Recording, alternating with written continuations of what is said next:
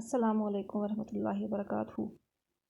جماعت 8ویں کی اردو کتاب کا یہ سبق جس کا عنوان ہماری تاریخ ہے، یہ جو ہے ہماری تاریخ جو ہے یہ ایک نظم کے طور پر بیان کی گئی ہے۔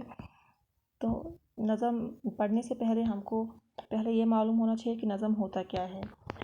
تو نظم اشعار کا ایسا مجموعہ ہے جس میں کسی ایک خیال کو تسلسل کے ساتھ بیان کیا جاتا ہے۔ نظم کے لفظی معنی موتی پرونے کے ہیں۔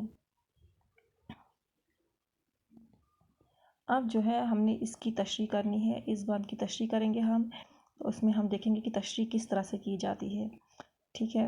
تو کوئی بھی گھر ہو دیوالی کے دیے جلتے تھے، عید بھر دیتی تھی سینوں میں اجالے کیا کیا، رنگ ہولی کا ہر ایک دل میں بکھر جاتا تھا، چہرے پہ دمک اٹھتے تھے لالے کیا کیا۔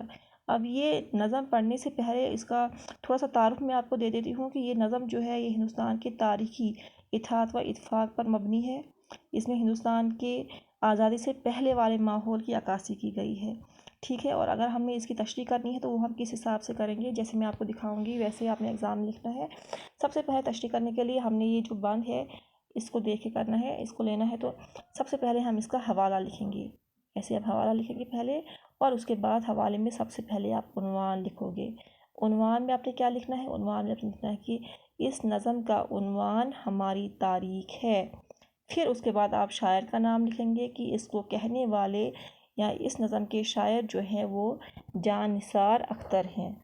حوالہ ان 2 لائنوں پر مبنی ہوتا ہے۔ اس کے بعد آپ مفہوم لکھیں گے۔ مفہوم میں آپ کیا لکھیں گے؟ یہ نظم جو ہے، یہ اشعار جو ہے یہ کس کے ریلیٹڈ لکھے گئے ہیں، جو بات ان اشعاروں میں کہی گئی ہے اس بات کن خیالات کی بنا پہ وہ بات کہی گئی ہے، وہ ہوتا ہے اس پہ اس کا مفہوم آ گیا۔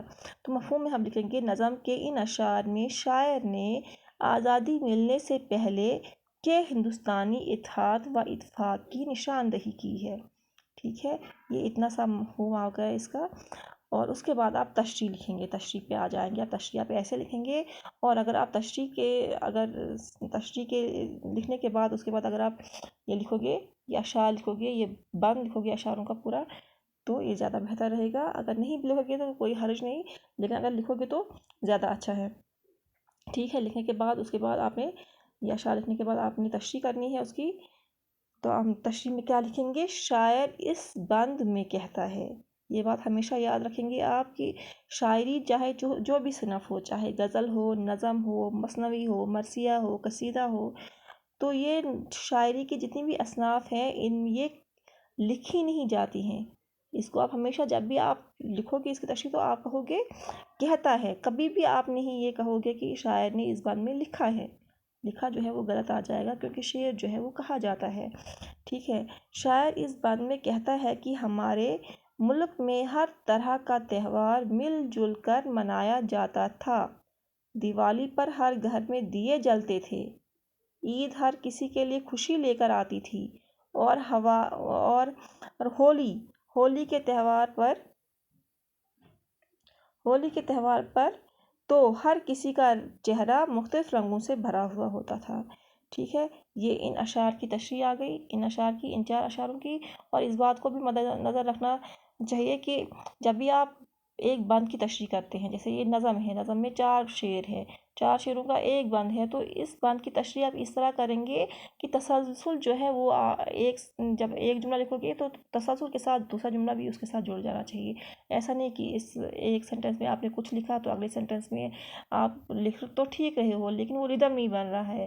ایسے کہنا ہے کہ جیسے کہ ایک کے بعد ایک لائن جو ہے وہ جڑ رہی ہے آپس میں، اور ایسا جھول معلوم نہیں ہونا چاہیے اس میں، ٹھیک ہے۔ جیسے میں نے یہاں پہ لکھا ہے، شاعر اس بند میں کہتا ہے کہ ہمارے ملک میں ہر طرح کا تہوار مل جل کر منایا جاتا ہے، دیوالی پر ہر گھر میں دیے جلتے ہیں، عید ہر کسی کے لیے خوشی لے کر آتی تھی، اور ہولی کے تہوار پر تو ہر کسی کا چہرہ مختلف رنگوں سے بھرا ہوا ہوتا تھا۔ بس اتنا سا کافی ہے آپ کی تشریح کے لیے۔ تو یہ ہے آپ کے تشریح کرنے کا طریقہ۔ تو اگلے اشعار جو اس کے ہیں یہ بھی آپ اسی طرح سے تشریح کریں گے ان کی، یہ ہم نے کی ہوئی ہے پہلے بھی۔ تو جب میں نے آپ کو یہ طریقہ سکھایا کہ کس طرح سے ہمیں تشریح کرنی ہے، تو اس کو آپ اچھے سے دیکھ لیں گے، اور اس کو پھر میں بیچ میں ٹیسٹ بھی لوں گی اس کا۔